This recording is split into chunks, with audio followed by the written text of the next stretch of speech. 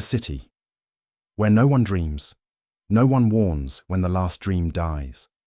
It just fades away silently, like a thread of mist in the sun, and no one realizes that something precious has gone. In Caligora, that's how it was. 53 years ago, dreams disappeared. They didn't disappear gradually, nor did they leave any traces. On any given Tuesday, people simply woke up with the strange certainty that the night had been a black hole, a pause without color, without symbols, without memories. Since then, sleeping was just that. Closing your eyes and waiting for time to pass. The older ones still remember when they dreamed. They speak quietly about it, as if they were afraid of awakening something dormant, or worse, drawing unwanted attention. Children born after this dream blackout don't know what it's like to fly without wings, to meet the dead, to be a hero or a monster without consequences. For them, the world is flat, logical, and predictable, and that doesn't seem to bother anyone, except Clara. At 17, Clara is the only one in Caligora who dreams, but she doesn't tell anyone about it. Not anymore. Because in the city where no one dreams, those who dare to dream disappear. Clara woke up with her heart racing, her eyes still wet, her body covered in a cold sweat. In the dim light of her room, the image of her dream still hung like smoke in the air, a white tower, so tall it broke through the clouds, shrouded in a mist that moved as if it had a will of its own. Voices whispered inside, calling her name in a language she didn't know but somehow understood. She sat up in bed, trying to catch the fragments before they disappeared, but it was too late. The images slipped away like sand through her fingers. All that remained was the feeling, urgency, and a word repeated in the dream, echoing in her mind with an almost painful clarity. Wake up. But she was already awake, or she thought she was. In the city of Caligora, dreaming was an unwritten heresy. There was no law against it because there was no need. No one dreamed anymore. Schools didn't teach about the unconscious. No doctor spoke of REM or sleep cycles. Psychiatrists avoided the subject as delicately as one avoids the name of an important dead person. Dreams were an old-fashioned concept, a superstition from ancient times. Clara's generation, and the one before, had never felt the weight of waking up with a heart full of something that could not be explained. And yet, she dreamed. Every night. Ever since she was a child. But she learned early to keep quiet. When she was 8, she had told her mother about a dream about a wolf with glass eyes that spoke in poetry. The next day, the school called her parents. Clara was given a series of tests, questions, psychologists who would not look her in the eye. After that, her mother never mentioned the subject again, and she learned to lie. But that morning, something was different. The dream didn't just seem strange or symbolic, it seemed real. The fog had left a taste in her mouth. The voices still reverberated in her ears. There was something stuck to her skin, like static. She looked at the window. The day outside was dull, as if the sun had forgotten to shine. A homogeneous grey covered everything: sidewalks, cars, rooftops. People walked with their eyes lowered, their expressions neutral, like puppets cut off from emotion. As always. But for the first time, Clara felt that there was something wrong with that normality. When she went down for breakfast, she found her mother already ready to go out. Her clothes neatly arranged, her face expressionless, like an old painting. The newspaper folded on the table, the same headline repeated for weeks: Caligora enters 28th year without crimes or nighttime incidents. Did you sleep well? Her mother asked, as if repeating a line from a script. Clara hesitated. The dream pulsed in her mind. The word tower shimmered behind her eyelids. Yes, she lied. Her mother nodded. She picked up her bag and left without another word. In the silence that followed, Clara heard a sound that chilled her. A soft rip of paper coming from the living room. She approached slowly. A brown envelope lay on the floor, under the crack in the door. There was no stamp, no return address, just her name. Clara Voss, written in a handwriting too precise to be human. With trembling fingers, she opened the envelope. Inside was a single note, written in red. You still dream. They will know. Clara stepped back, her stomach churning. The note seemed to emanate a strange energy, as if each letter vibrated with a life of its own. She looked out the window. The street was empty, but she felt eyes on her. Later at school, she couldn't concentrate. The teachers spoke like robots. The words echoed in the void. When she tried to tell her friend Mara about the note, she received a mechanical smile in return. You always make things up, Clara, she said, her voice muffled, as if she were speaking underwater. Clara smiled back, but inside something was cracking. No one else was capable of imagining, of doubting, of dreaming. At the end of the day, in the closet, she found something new, a spiral drawn in charcoal on the bottom of the metal door. 3 perfect turns. In the center, a closed eye. It was the same symbol from her dream, the same spiral that wrapped around the tower. Her heart raced. It couldn't be a coincidence. Someone else knew. That night, Clara couldn't sleep. The note lay under her pillow.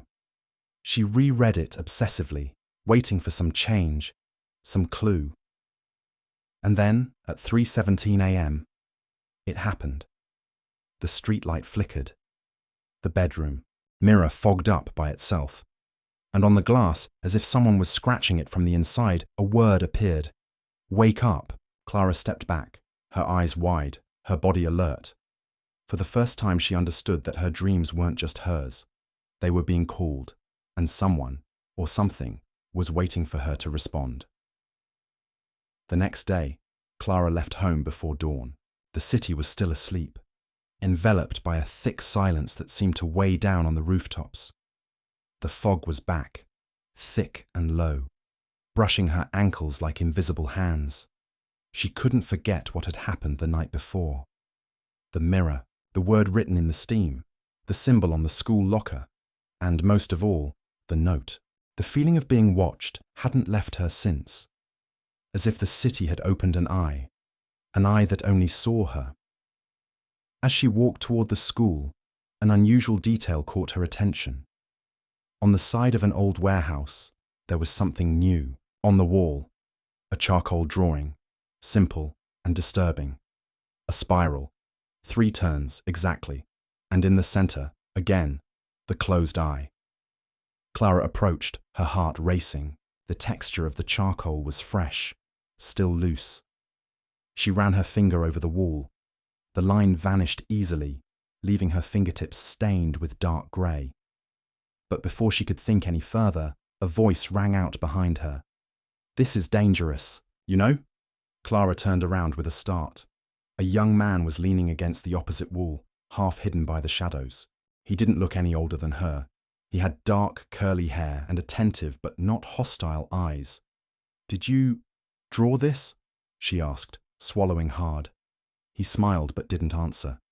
He just walked over to her and said in a low voice, They wash these marks away every morning, but they always come back. The city tries to forget, but the dreams always come back. Clara felt a shiver run down her spine. Who was that boy? Do you know what this means? Not yet, he replied, looking at the spiral with a sad expression. But you'll find out before I do. Before she could ask what he meant by that, he walked away, disappearing into the mist, as if he had dissolved into it. At school, the symbol appeared again, this time on the blackboard in classroom 2B. Clara entered a few minutes before the teacher and saw, with a knot in her stomach, the spiral drawn in white chalk. When the other students entered, no one seemed to notice, not even the teacher, who had walked over the drawing while writing the chemistry lesson, without any reaction. Clara felt as if she were living in overlapping layers of reality. One part of the world was visible only to her, and another, the one that everyone saw, seemed programmed, unchangeable. She tried to scratch the symbol off the blackboard when no one was looking. As she touched the chalk, a sharp pain hit her temple. Suddenly, images invaded her mind. A white hallway, voices, laughing without mouths, and the tower, always the tower, closer and closer. She staggered and fell to her knees. No one helped her. No one noticed. It was as if, for a brief moment, Clara was slipping out of her own existence. Later, as she walked the streets, she noticed that the symbols were everywhere. On lampposts, discreetly etched into sidewalks, scratched, into the back of buses, even on a pharmacy brochure. They all seemed to have appeared out of nowhere. But there was a silent logic to them. Each symbol pointed to something, like pieces of a map, and they all converged on a point outside the city centre. An old alley between two abandoned buildings. She followed the tracks there, her heart pounding in her chest. The alley was narrow and dark, filled with the smell of mold and rust. At the end was a rusty door with crooked hinges. Painted on it, in dark dripping paint, was the symbol of a spiral, and something written just below, in crooked letters: "Those who dream never sleep in peace." Clara approached the door. When she touched the handle, she felt heat, as if someone on the other side had just grabbed her. She tried to turn. Locked. Suddenly, a cold breeze swept through the alley, bringing with it an impossible sound. A whisper in her own voice, coming from behind the door. "Wake up, Clara!" She stepped back, her body paralyzed. Someone was in there, or something.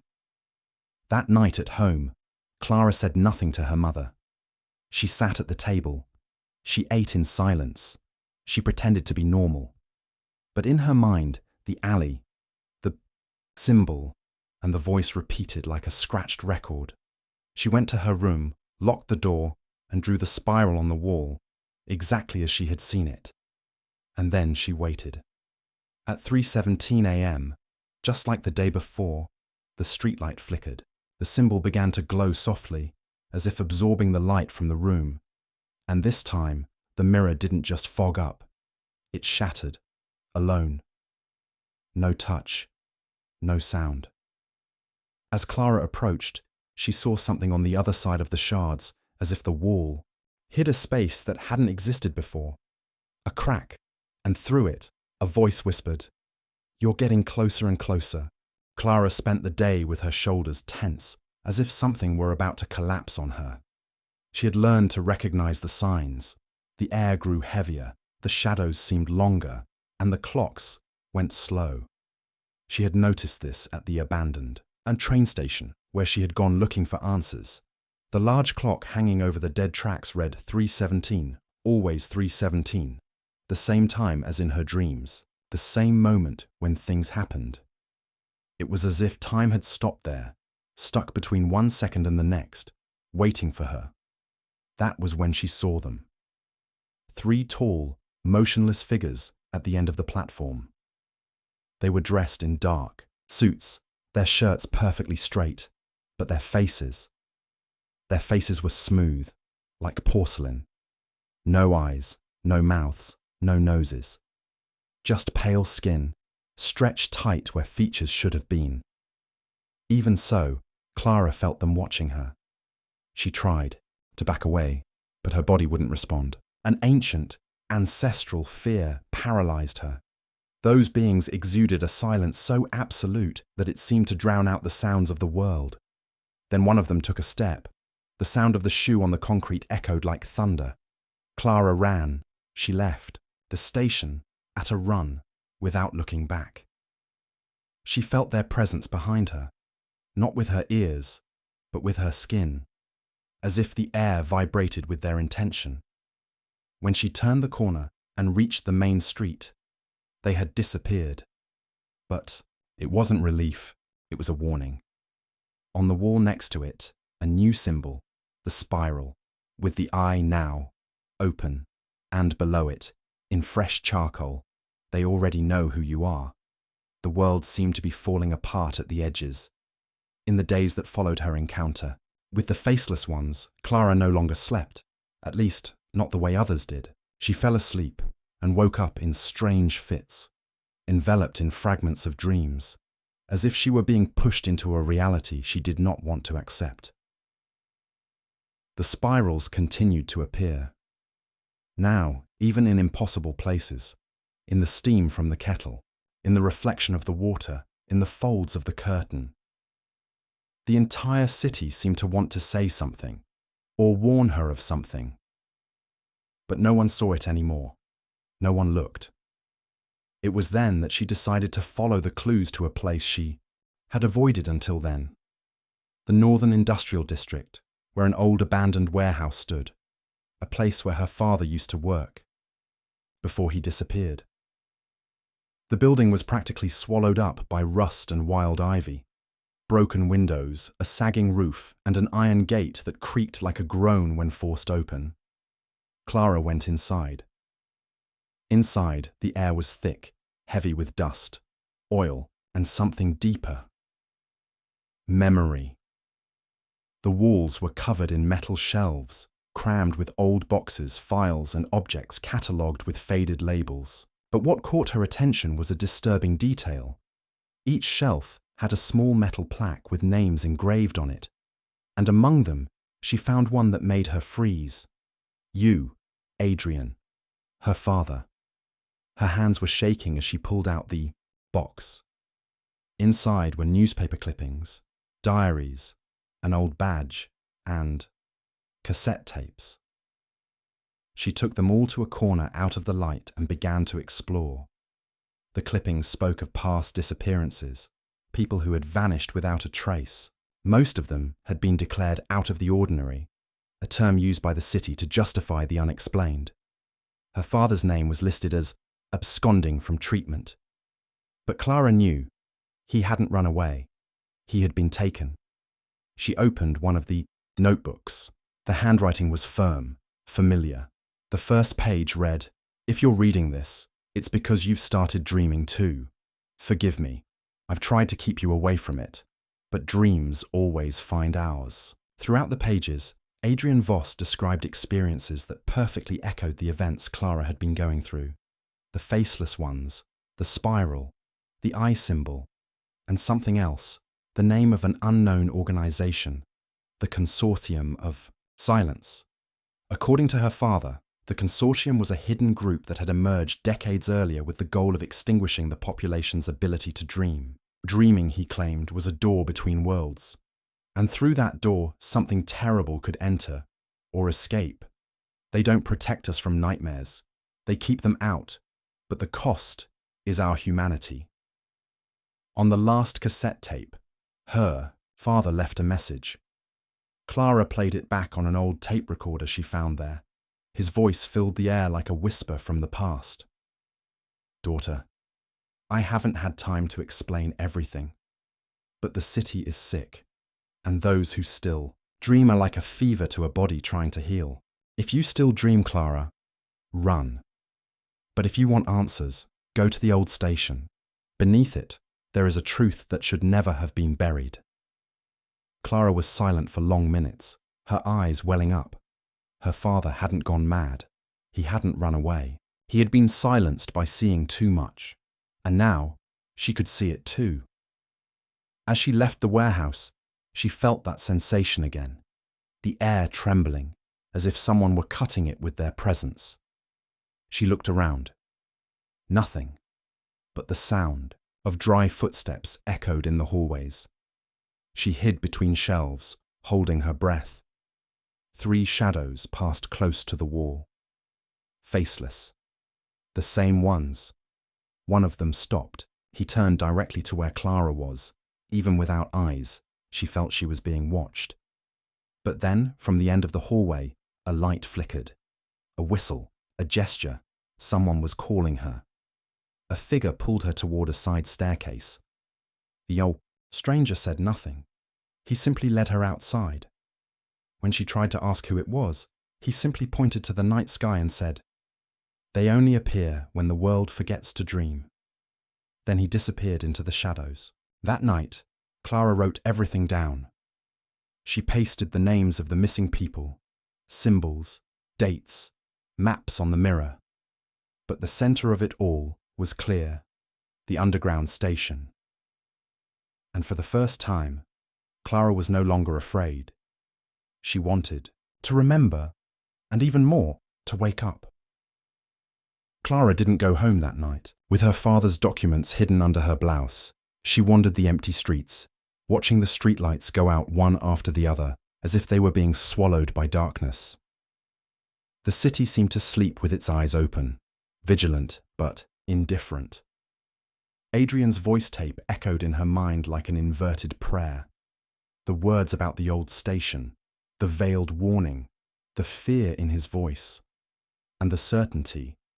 If there was a buried truth, it was beneath the concrete of the city, and perhaps within herself. At dawn, Clara returned to the central station. This time she wasn't looking for the train. She was looking for what was behind it. The entrance to the underground was locked, covered by a rusty sign: restricted access, risk of collapse. Clara picked the lock with a piece of iron. The latch gave way with a dry snap, and the smell that came from it was old, damp, as if opening the door to a tomb that still dreamed. She slowly walked down the steps, lighting her way with the flashlight on her cell phone.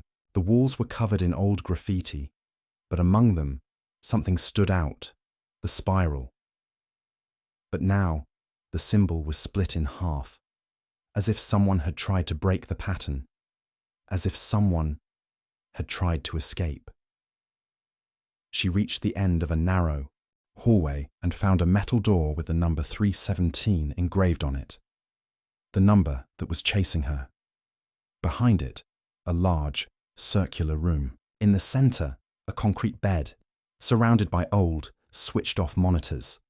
There were cut wires, light bulbs hanging from the ceiling, and a single object still intact: a metal helmet with wires that seemed to merge with the floor.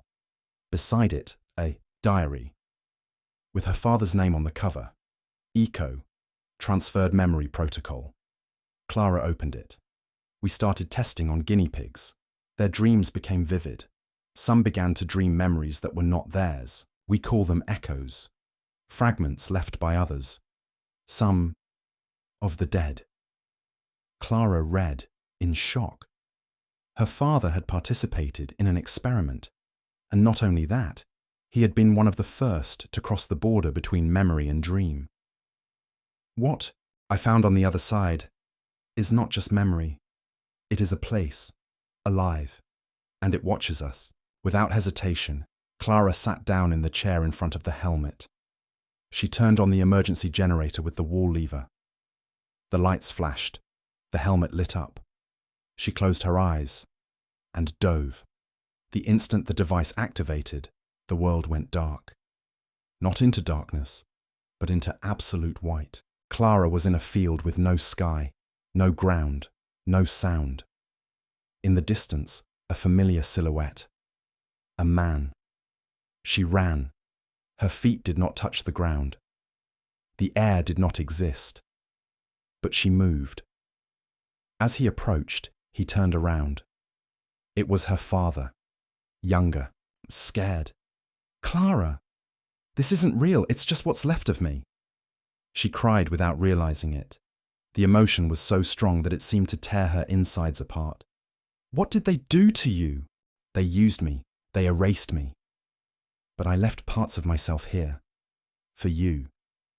You are the key. Your blood carries what they tried to destroy. Living memory, pure dream." He touched her forehead. A heat ran through her body. She saw flashes, towers, laboratories, children sleeping with their eyes open, and the symbol turning into a door. "They're coming back, Clara. The ones who dream too much. And the city can't stand forgetting anymore. You need to wake everyone up." Before, the faceless ones closed the last exit. She tried to say more, to hug him, but the image crumbled. The white turned to grey. The grey turned to dark. And then she woke up. Back at the station, Clara was panting. The monitors had come on. On all of them, The same image. A sleeping child with the spiral symbol tattooed on the back of her neck, and a flashing phrase written in red: Protocol reactivated. Echoes detected. Receiving unit, Clara Voss. She wasn't just connected, she was the new gateway. Night descended like a leaden curtain over the city. There were no stars, no moonlight, just absolute darkness that seemed to want to swallow the memories of everything that had once been beautiful. Clara walked without knowing how her feet were moving, guided only by an internal certainty, a kind of compass built with echoes, fragmented memories, and an instinct that she now knew was not just hers. It was inherited, shaped by generations before her who had also dreamed and failed. The city seemed different. The streets were narrower, the buildings were taller, the people were quieter. She passed a group of hooded men with their eyes covered by bandages. They were whispering prayers in a language that Clara did not know, but understood. They spoke of the tower, the last structure in the city where people still dreamed in secret. The tower of the last dream is not where you see it, but where you hear what was forgotten. Those words echoed inside her, like a beam of inherited memory. And then she understood. The tower was nowhere, and yet, at the same time, it was everywhere people had forgotten they dreamed. Guided by her own steps, Clara made her way to the oldest district of the city, Sector 9, a zone that had been off-limits since the fall of communications. No networks worked there, no cameras recorded, no memories were allowed. As she walked through the rusty iron arches, she felt a living presence. The air smelled of old paper and ozone. And then she saw it. A structure that seemed to oscillate between the real and the illusory. The tower. Tall, spiraling, almost transparent, as if it were trapped between one world and another. It was like looking into a dream that she didn't know if it wanted to exist. Clara entered. Inside, circular steps climbed endlessly. Each step she took brought back echoes, voices, laughter, crying, screams, as if the tower stored all the city's dreams. The old ones, the banished ones, the unwanted ones. On each flight of stairs, symbols on the walls pulsed red, not painted, alive, vibrating with her presence. On the second-to-last floor, a room. Chairs arranged in a circle, all empty except one. In it, a woman with long hair, eyes closed. When Clara entered, the woman opened her eyes. "You took a while to get here, Clara Voss. Do you know me? I know the echoes you carry. Your father left me the key. You are the door." Clara felt the threads snapping together. This was it. This wasn't just about remembering. This was about awakening others. The woman touched her chest, and Clara felt a deep ache, as if time itself were shattering inside her. She saw memories of others, children ripped from their cribs, towers destroyed, archives erased, and the founding of the consortium. They erased the dreams to contain the awakening. The last dream would cause the collapse of the illusion that sustains this city. The woman stood up.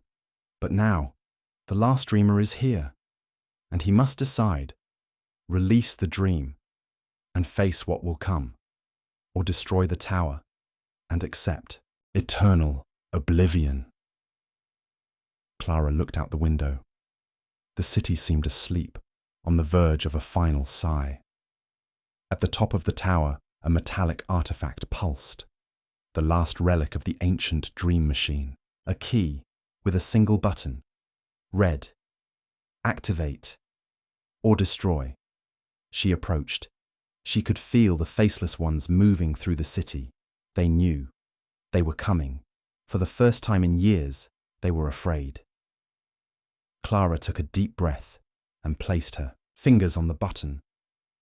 "If you took our dreams, now you will see what happens when we wake."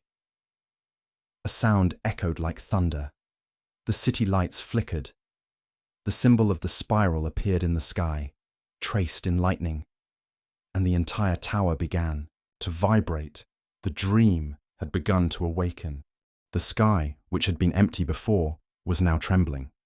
The stars, which had been absent for decades, began to appear one by one, but not in the way Clara remembered. They fell, slowly, like incandescent tears breaking the veil of night. It was as if the universe had been stretched for so long that, when it relaxed, it began to tear. The entire city stopped. Drivers stopped their cars in the middle of the avenues. Children stared out the windows with wide eyes. The clocks froze again at 3:17. Only this time, everyone noticed. Time had returned to the point where it all began. In the tower of the last dream, Clara felt the air vibrating in her body. Not as a sound, but as a memory. Every particle of the environment seemed to carry untold stories, unspoken phrases, faces never seen. On the ground, the symbols of the spiral began to multiply, alive, intertwining in impossible patterns. It was then that the woman who had guided her, the guardian, fell to her knees, suffocated by some invisible force. From her mouth came an ancient whisper, echoing words in forgotten languages. The other side has noticed. Clara approached, trying to help her, but the woman's body began to dissolve into shining dust, as if she were made of condensed memory. Her last eyes stared at Clara with compassion and fear.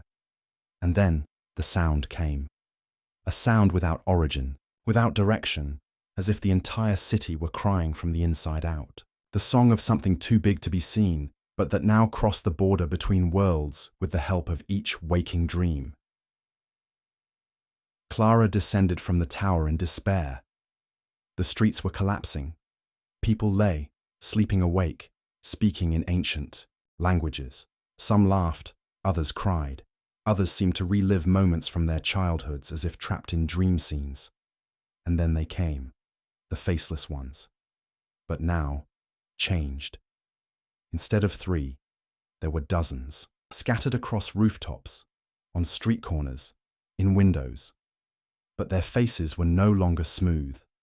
They were splitting like cracked shells, revealing sewn-together eyes, soundless mouths, skin mottled with spirals. One of them approached Clara. The skin on its face slowly tore away. From within, a hoarse voice emerged. "You opened the door, and now everything we forgot is coming back." She stared at the creature. It was both a threat and a warning. "Who are you really?" she asked. The answer was a whisper, coming from all directions. "We are what you became when you stopped dreaming." In the sky, a huge star appeared, black as coal, spinning slowly over the center of the city. It was the Eye, the same one from the drawings on the walls, now alive, watching. It did not blink. It waited. Clara now, surrounded by echoes, people and creatures between the dream and the real, understood what she needed to do. She had not only reactivated the dream, she had broken the seal, and with it would come those who had never forgotten, but who were waiting on the other side for the right opening. With the symbols pulsing on her skin, Clara made her way to the ancient temple of memory, now visible, again, emerging from the ground in the central square. They said that there the first dreamer had been sealed. They said that there the world had been divided. And now she would open the last door. There was no going back. The stars fell like tears of forgotten gods, and the last dream was just beginning. The central square was unrecognizable. What was once a common space now seemed like an immense altar erected by the will of waking dreams themselves. The cracked stone floor covered in symbols glowed with a pale, almost living light. In the center, the temple of memory loomed, colossal and disturbing, its walls pulsing like a heart awakened after centuries of silence. Clara stepped closer, the weight of responsibility pressing down on her chest like an invisible hand. In his veins, the echoes inherited from his father and ancestors danced anxiously. She knew, there was the origin of everything. Inside the temple, the air was thick, charged with the energy of countless dreams and nightmares. A voice echoed. In the darkness, an ancient melody, the first song the world heard when men began to dream. I am the first, the one you first dreamed of and was sealed away. I saw what I shouldn't have. I saw the fragility of the world and tried to protect it. As Clara walked, the voice became a luminous figure, a man with deep, sparkling eyes and a sad smile. The consortium is not just a group to control dreams. They are the guardians of the boundary. They fear that if dreams break free, reality itself will unravel. The man revealed himself as the first dreamer, the creator of the seal that divided the world into dream and waking. My curse was to protect mortals from the darkness that lies beyond dreams. But in doing so, we also trapped the light, the hope, the imagination, the humanity. Clara felt the weight of the choices piling up on her. You, Clara, are the link. If you release the last dream, you can untie the light that heals or the darkness that destroys. The figure said goodbye with one last piece of advice. Choose with your heart. The future of the city depends on it. Outside the temple, the faceless ones approached. The sky was a tapestry of fallen stars and intertwined shadows. Clara knew the decision was hers. The silence of the night was heavy, almost palpable, as if the city itself was holding its breath, waiting for the outcome. Clara stood in the center of the square, under the sky torn apart by falling stars, feeling the weight of the decision that had been entrusted to her. The air vibrated with energy, charged by the conflict between memory and oblivion, between light and shadow. Her hand trembled as it rested on the red button at the top of the tower of the last dream. Her pulse was beating loudly, echoing in her chest like a war drum. She thought of the voices she had heard, her father's, the guardians, the first, dreamers, all calling for something impossible, to free the city so that it could dream again, without allowing the darkness to swallow what was left. The shadows around her began to move, gaining shape and density. The faceless ones advanced, no longer just as spectres, but as the manifestation of the city's collective fear. Clara closed her eyes and remembered the children sleeping with their eyes open, those lives interrupted and memories stolen. She took a deep breath and decided. She pressed the button. A silent roar ran through the air, an invisible wave that swept through the city, awakening everyone to a shared dream. The fallen stars rose, forming a brilliant blanket over the sky, and the shadows began to dissolve, freeing the faceless ones from their grotesque forms so that they could return to their lost humanity. Clara felt an intense heat growing inside her, a fusion between dream and reality, past and present. The city was waking up, but deep down, a voice whispered, distant and dark, "Not every dream ends well." And on the horizon, the silhouette of the black eye slowly turned, announcing that the awakening was only the beginning. The city sky, once a silent void, now burned with an explosion of colors and shapes that no artist could ever capture. The falling stars turned into waves of light, flooding the streets, the buildings, the sleeping souls. Clara felt her body pulsate in tune with that new energy, an ancient and powerful force that reverberated in the heart of each inhabitant. She was at the top of the tower of the last dream, where everything had begun and where everything would end. Her eyes opened to a reality that unfolded on multiple planes. The real world, dreams, memories, all intertwined in a sublime tangle. The doors of the houses exploded with light, and people began to emerge from their sleep-wakefulness, waking not only to the physical world, but to their own dreams. Children laughed, remembering what it was to imagine. Adults cried, rediscovering forgotten emotions. Grandmothers whispered long-lost stories, and young people felt a flame of hope rekindle. The symbol of the spiral, now shining throughout the city, spread across the walls, clothes and eyes, a sign that the prison of oblivion was being broken. But, as a counterbalance, shadows began to dance in the corners, showing that every light carries its darkness. On the horizon, the black eye, continued to spin, larger and more menacing than ever, a void in the sky that seemed to swallow everything around it. Clara knew that this was not just a symbol. It was the essence of collective fear, the living manifestation of the oblivion that the consortium had tried to contain at any cost. She felt a voice in her mind, cold and cutting, different from the others she had heard until then. You have broken the seal, Clara. But what if the dream is the true prison? What if wakefulness is just a comfortable illusion that the weak desire? It was the eye speaking. A final choice presented itself. To embrace the dream with all its unpredictability and risk, or to return to the safe silence of oblivion. Clara looked out at the city as it woke up. She heard the laughter, the crying, the screams, and the music that was beginning to emerge. She felt love and fear intertwined in that moment. She knew that even though she had freed the dream, she could not control what would come next. But she refused the darkness.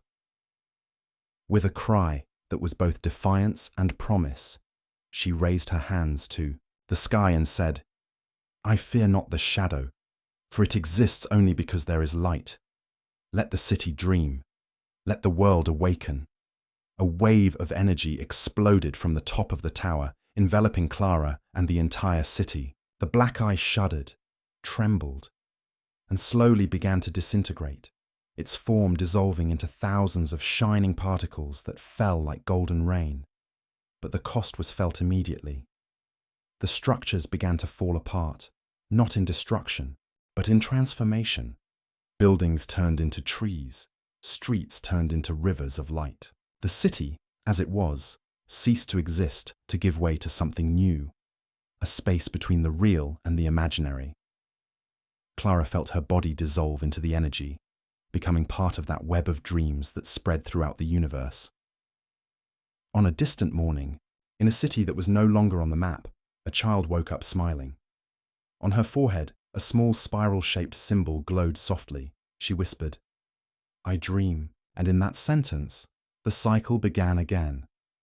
The city where no one dreams was not only a story of forgetting and memory, but a celebration of the power of dreams, of what they mean to humanity and the risk they carry. Clara, by choosing to awaken, the city accepted the chaos and beauty of the unknown, showing that true power lies in dreaming even when all seems lost.